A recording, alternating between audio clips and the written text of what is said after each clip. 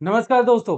क्या ईरान ने सच में इस दुनिया को दो भागों में डिवाइड कर दिया जियोपॉलिटिकली? क्योंकि फरवरी 2026 में जब यूएसए ने ईरान पे हमला किया था, उस टाइम पे इनके सुप्रीम लीडर अयतोल्ला अली खामेनी का उनके ही कंपाउंड में देहांत हो गया। उनके मृत्यु के बाद पूरी दुनिया ने सोचा कि यह ईरान का अंत है। लेकिन जुलाई 3, 2026 में तेहरान के अंदर एक बहुत बड़ा शोक सभा आयोजित किया जाता है। रशिया ने अपने रिप्रेजेंटेटिव्स भेजे, चाइना ने अपने रिप्रेजेंटेटिव्स भेजे, पाकिस्तान के प्रधानमंत्री स्वयं वहां पर चले गए, इराक के प्रेसिडेंट वहां पर आ गए, अफगानिस्तान ने तालिबान के फॉरेन मिनिस्टर को भेजा, टर्की के वाइस प्रेसिडेंट आए, तजाकिस्तान के प्रेसिडेंट आए, आर्मेनिया, जॉर्जिया एंड यहां तक कि इंडिया ने तक अपना डेलीगेशन तेहरान में भेजा 3 तारीख को।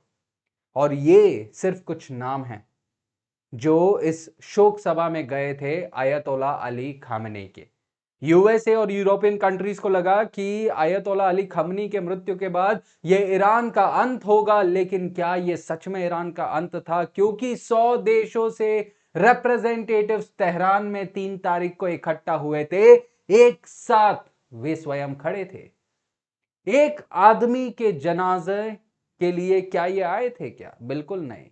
क्योंकि ये जनाजा सिर्फ एक आदमी का नहीं था, ये एक मैसेज देना था। और वो मैसेज ये था कि जिस ईरान को अमेरिका ने तोड़ने की कोशिश की, वो ईरान अभी भी 100 देशों को अपने पास बुला सकता है।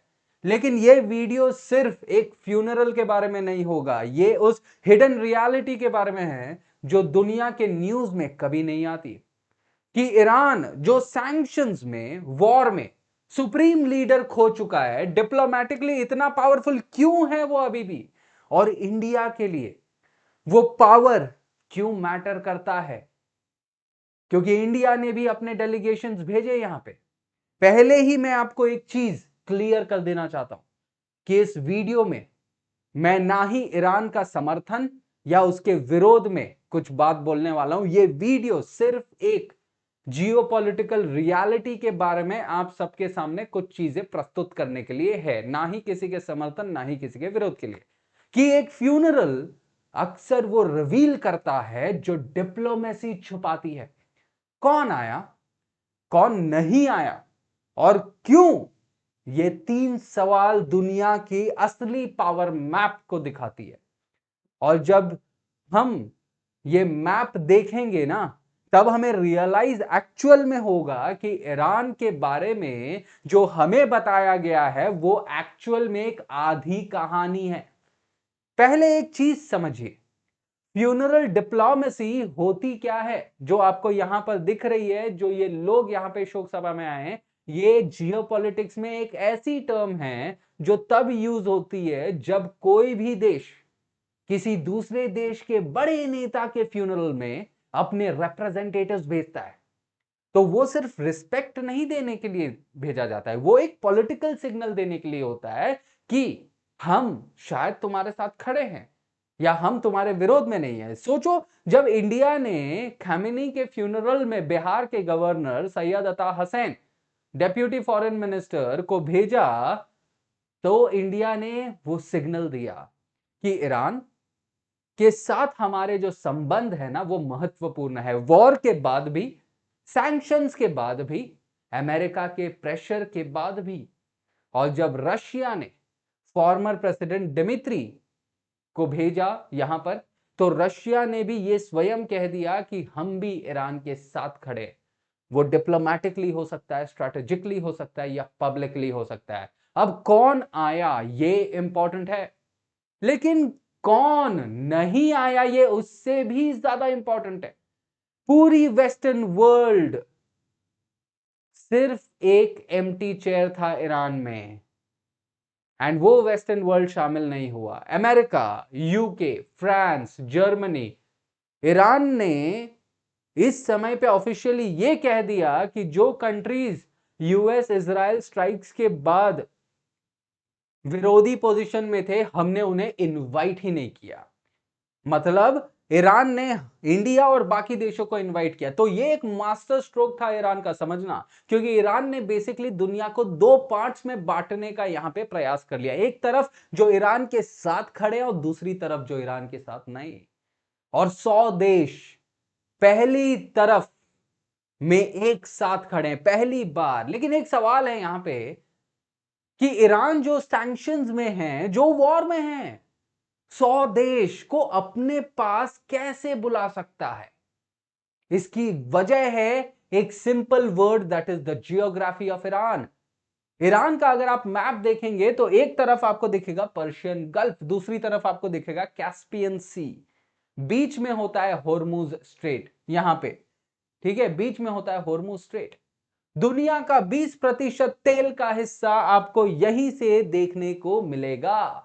एक नैरो स्ट्रिप ऑफ वाटर जहां से दुनिया का 20% तेल गुजरता है। जापान 95% ऑयल होर्मुज से लेता है। इंडिया अपना सिग्निफिकेंट प्रोपोर्शन ऑफ ऑयल भी होर्मुज से जाता है। चाइना तो यहां तक कि 40% का उसका तेल होर्मुज से जाता था। यूरोप भी यहीं से हेविली डिपेंडेंट है। मतलब ईरान के पास बिना कोई भी मिसाइल छोड़े उसके पास एक ऐसा बटन है जो वो प्रेस जब भी कर देगा ना, तो दुनिया की इकोनॉमी मतलब हिचकिचाने लग जाएगी। और यही चीज हमने देखा भी है रियलिटी में कि फरवरी 2026 में जो हुआ, जब यूएसए और इजराइल ने ईरान पे हमला किया था, तो ईरान ने होर्मुज को रेस्ट्रिक्ट कर दिया, बंद कर दिया। ऑयल प्राइसेस डबल हो गए थे। हर देश, जिस देश का नाम आप सब ने सुना होगा अपनी इकोनॉमी में, उन लोगों ने इन्फ्लेशनरी शॉक फील किया था। ये ईरान के जियोग्राफी का एक्चुअल में एक जीता जागता सबूत था। जियोग्राफी की जब हम बात करते हैं, वो कोई भी सैंक्शन से जियोग्राफी नहीं बदलती, वॉर से जियोग्राफी नहीं बदलती है। जियोग्राफी जो है परमानेंट होती है, और वही जियोग्राफी पे सैंक्शंस और वॉर निर्भर करता है। और जब हम होर्मुज की बात करते हैं तो होर्मुज का इंपॉर्टेंस आज आप सब जानते हैं। अब इसके अलावा जब हम ईरान की बात करते हैं, रिलीजियस फैक्टर है ना, बहुत बड़ा इंपॉर्टेंट रोल प्ले करता है। दुनिया में लगभग आज के टाइम में 200 मिलियन से भी ज्यादा शिया मुस्लिम्स होते हैं। ईरान में ले लीजिए, पाकिस्तान में ले लीजिए, इंडिया में, लेबनान में, सऊदी अरेबिया में। और कहा जाता है कि ईरान इस पूरे जो स्पिरिचुअल नेटवर्क का ना एक स्पिरिचुअल एंड पॉलिटिकल हेड है। क्योंकि खामेनी की जब हम बात करते हैं, आयतोला अली खामेनी साहब की, तो ये जो पोजीशन है ना, ये सिर्फ एक पॉलिटिकल लीडर का पोजीशन नहीं है, ये एक रिलीजियस पोजीशन है जिनको लोग एक इज्जत से देखते हैं और बाकायदा देखते हैं। इसीलिए जब खामेनी साहब का जब जनाजे की बात करते हैं तो उस टाइम पे लेबनान से देख लीजिए, इराक हो गया, पाकिस्तान हो गया, हर एक जगह से, इंडिया हो गया, यहाँ के रिलीजियस लीडर ने भी वहां पे अपना मौजूदगी वहां पे रहे। और ये सिर्फ ये नहीं जताता है, ये मौजूदगी सिर्फ ये नहीं जताता है कि सिर्फ ये सियासत हो रहा है, ये जताता है कि इन देशों के बीच में रिलीजियस कनेक्शन है। चाहे वो फिजिकली एक साथ नहीं रहेंगे, बट इनविजिबली वो स्पिरिचुअली एक साथ हैं। तो ईरान के पास एक्चुअल में देखें तो ये जियोग्राफी के अलावा ईरान के पास एक स्पिरिचुअल एम्पायर है, और वो है रिलीजन का, जिसमें कोई आर्मी नहीं, कोई कॉलोनी नहीं, कोई फॉर्मल अलायंस नहीं, सिर्फ एक शेयर्ड फेथ, एक शेयर्ड हिस्ट्री, एक शेयर्ड आइडेंटिटी से लोग जुड़े हुए हैं। और ऐसे कई देशों के अंदर कितने लोग हैं जो जुड़े हैं। भारत और ईरान का ही एंगल ले लीजिए, चाहे धार्मिक लेवल पे हम इतने बड़े एक साथ नहीं रहेंगे, लेकिन हिस्टोरिकली हम एक साथ हैं, हम शेयर्ड हिस्ट्री रखते हैं। इसीलिए भारत आज के टाइम में ईरान के लिए बहुत ज्यादा सेंसिटिव है।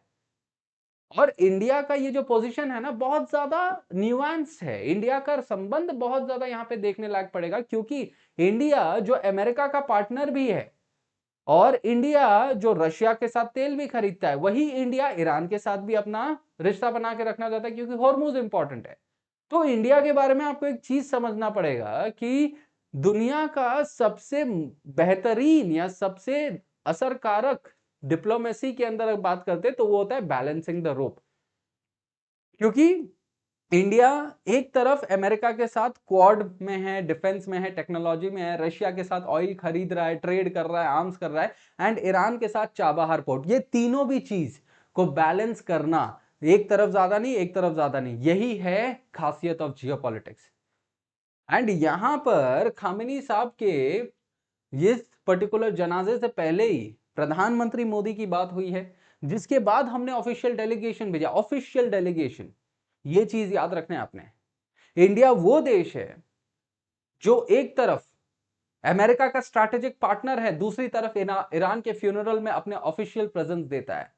America, Israel, Iran, Russia, India ने सबके साथ अपने रिलेशंस मेंटेन किए हैं साइमल्टेनियसली। इस डिप्लोमेटिक फ्लेक्सिबिलिटी का एक टेक्निकल टर्म है बहुत, जो आप लोगों ने भी सुना होगा, that is strategic autonomy.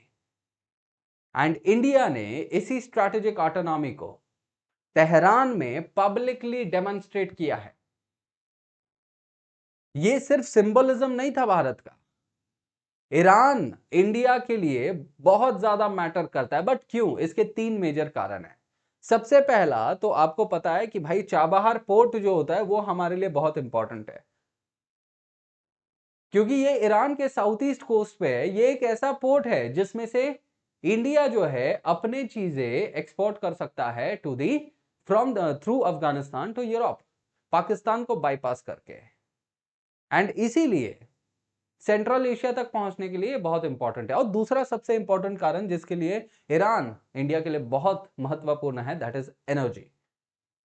Historically India के मेजर ऑयल सप्लायर्स में से ईरान सबसे ऊपर रहा है। सैंक्शंस की वजह से इंपोर्ट्स रिड्यूस हुआ, लेकिन जब भी सैंक्शंस लिफ्ट होंगे या कोई भी डील होगी, ईरान इंडिया के एनर्जी कैलकुलेशंस में जितना हम इंपोर्ट करते थे पहले, शायद ईरान वही नंबर पे आ जाएगा।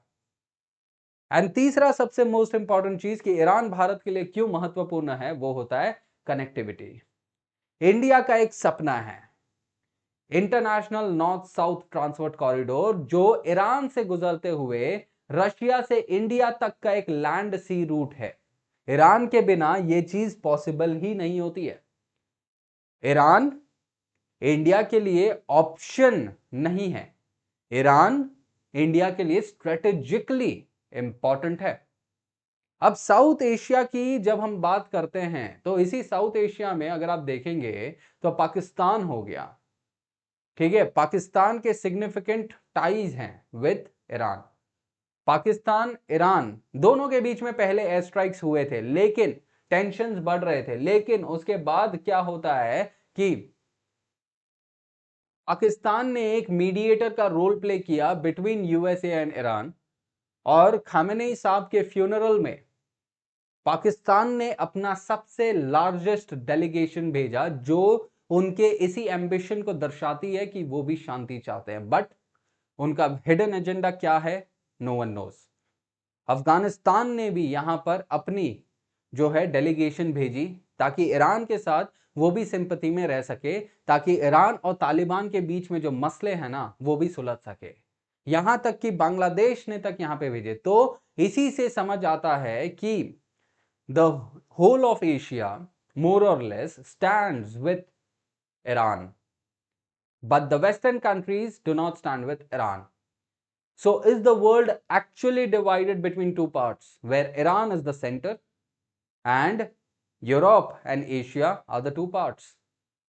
और यही चीज हमें आगे देखनी होगी कि क्या ये हकीकत में बन के आता है, और जियोपॉलिटिकली क्या एक नया मैप रीडिजाइन होगा इस पूरे दुनिया का, जिसके वजह से एक नए पावर सेंटर्स उभर के आएंगे। और यही चीज सबसे इंपॉर्टेंट रहेगी जो आगे देखने वाली रहेगी।